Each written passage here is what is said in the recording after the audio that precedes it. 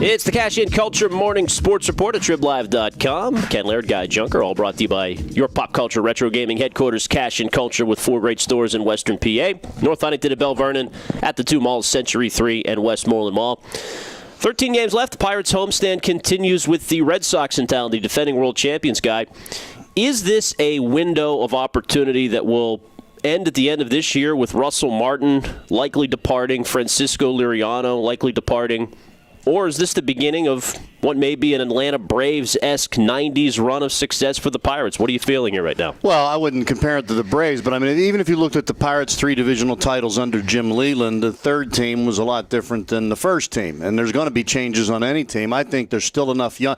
If this talent were old, if this were like the end of that run where you knew you were going to lose Bonds, Bonilla, Drabick, those guys were going to go elsewhere and you couldn't afford to keep them, then I'd say it's the end of the run.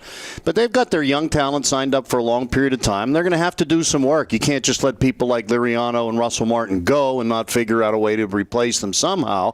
Maybe they don't have to let both of them go. It sure seems like, Martin, the year Martin has had, he's probably, it is true that he's priced himself out of the what they can afford to pay. They got to still have to work out something with Neil Walker, who's had a tremendous year here. So I don't think it means that the run is over at the end of this year, even if those 2 guys go. You hope the Tion's going to develop and come up, and you're going to have to replace some of the parts that leave. Everything that the general manager, Neil Huntington, has done seems to be the long game. Very little activity at the trade deadline this year, with the exception of John Axford being picked up off waivers. Edison Volquez was a nice free agent signing in hindsight, but only for minimal money. So their plan seems to be the long game. But when you hear Liriano and others talk about not even shaking off Russell Martin through the course of a game, they trust him so much.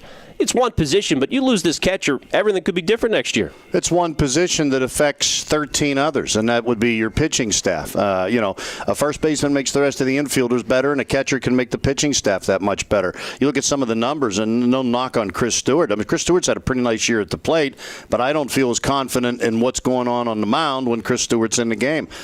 Martin impressed me from the day he became a Pirate, studying video of their starters before he ever even went to Bradenton, so he had an idea what they threw before he even got there. He's a professional catcher.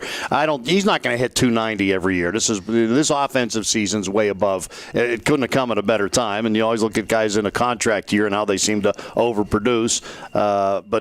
So I wouldn't get real excited about that. All of a sudden at age 31, I don't think he's become a 300 hitter.